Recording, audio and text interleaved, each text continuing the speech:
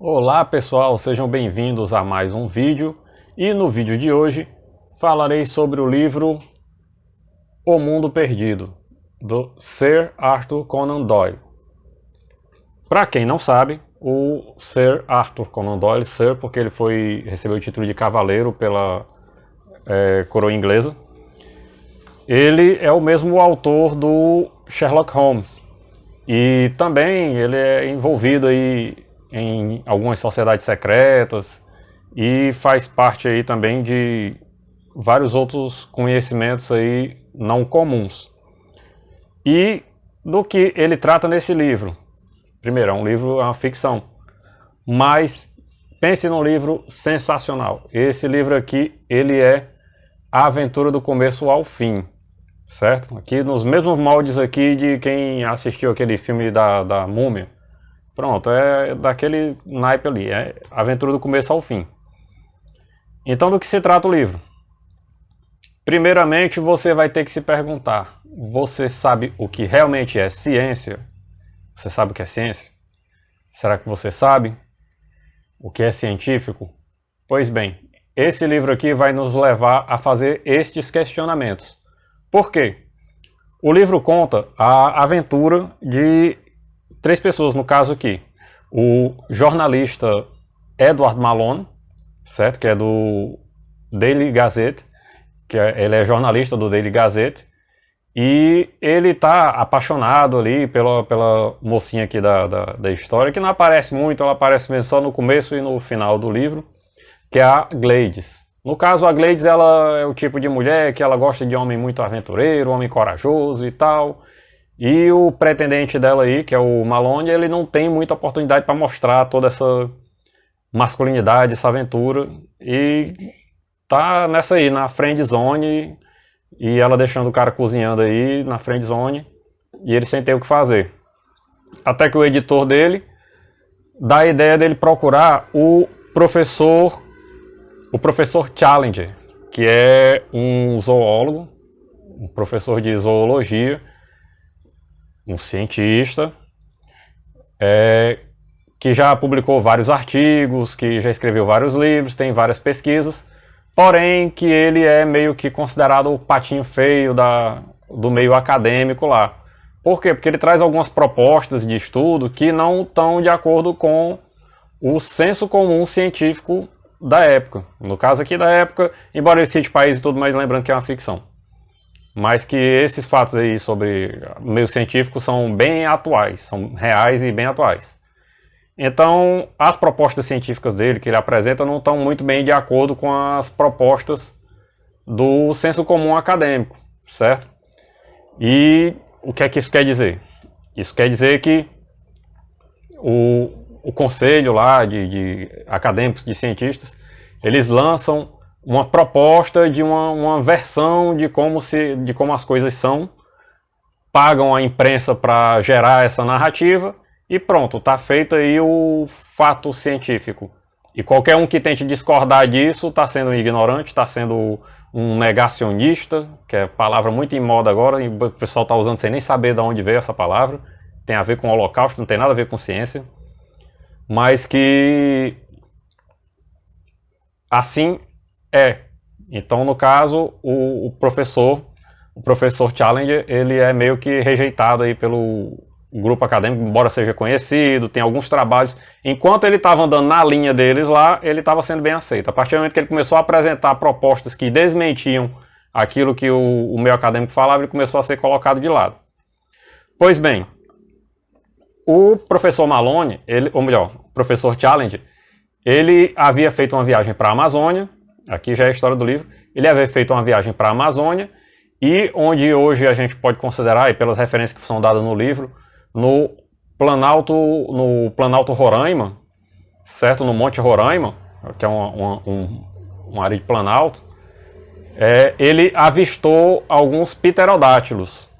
E ele chegou a visualizar alguns, viu outros animais estranhos e chegou a fotografar, mas a fotografia não ficou boa.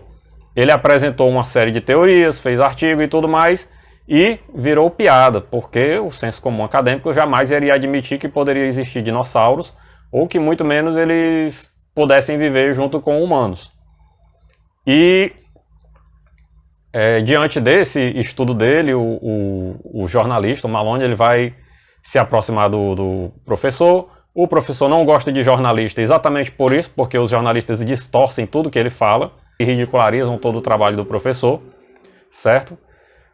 Porém, em um congresso lá de zoologia que é apresentado com os cientistas aí da moda no momento, lembrando que, detalhe importante, que a história aqui ela se passa no século XIX, certo? Final do século XIX ali.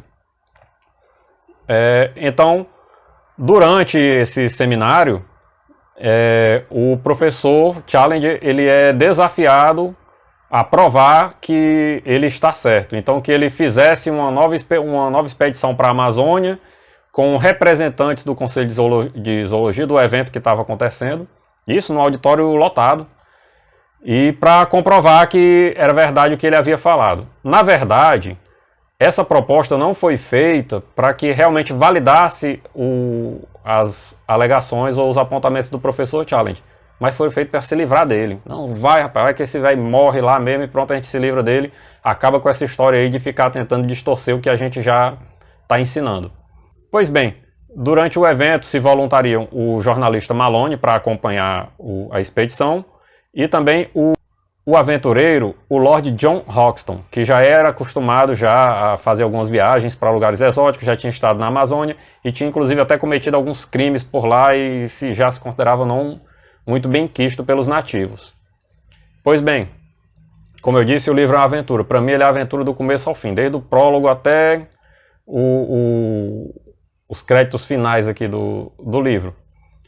E eles se embrenham pela Amazônia, vão atrás lá do Monte Roraima.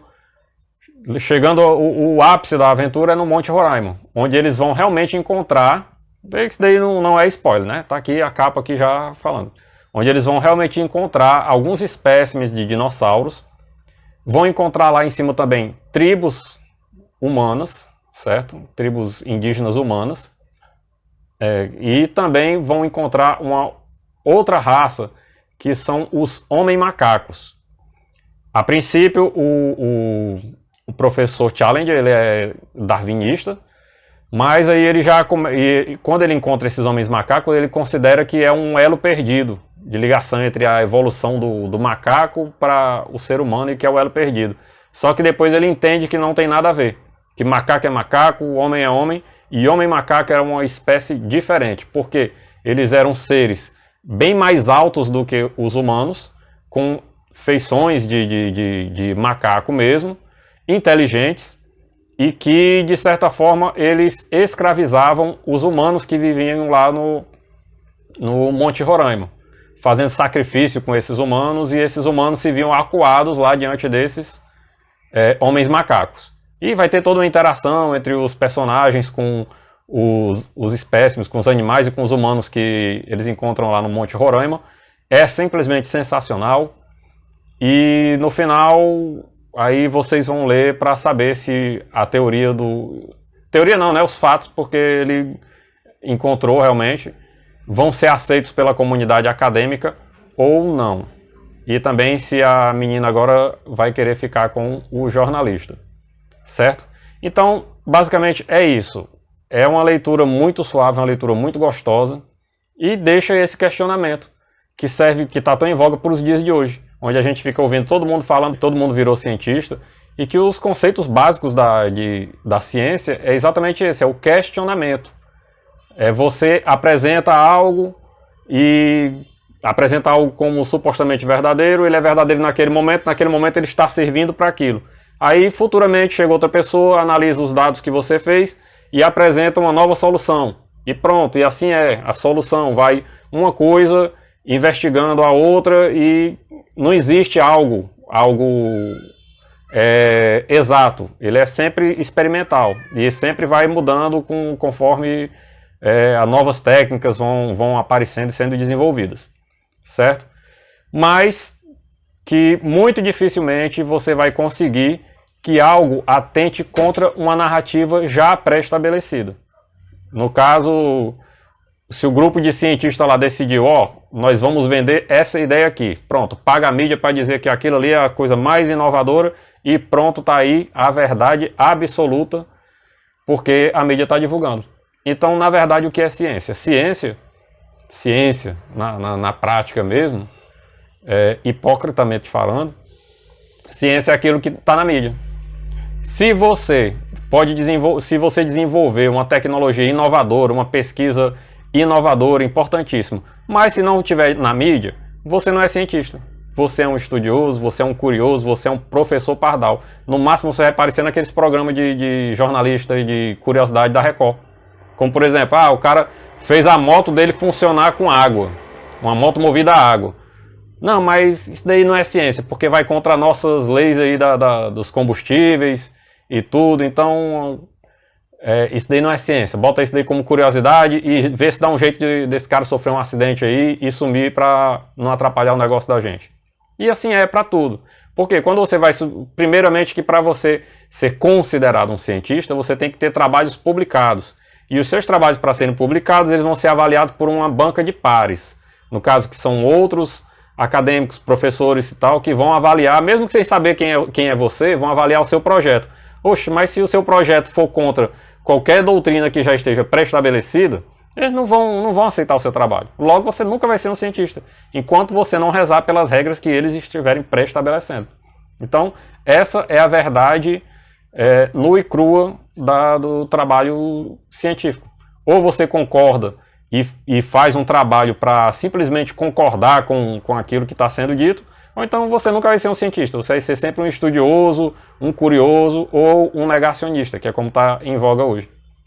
Mas tem trabalhos que já foram aceitos e que contradizem outros trabalhos anteriores. Sim, porque a moda agora mudou. Quando muda a moda, quando muda a narrativa, eles aceitam outros trabalhos, mas enquanto não. E nós estamos vendo agora, estamos aqui em 2021, muito desse oportunismo agora durante essa pandemia.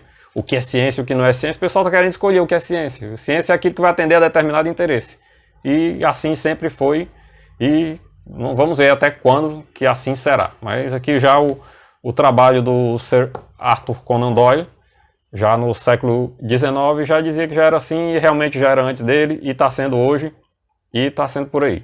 Então, sempre se questione, aquilo que o pessoal fala para você é científico, e simplesmente sair batendo palma sem questionar não. Como por exemplo, a quem interessam as coisas.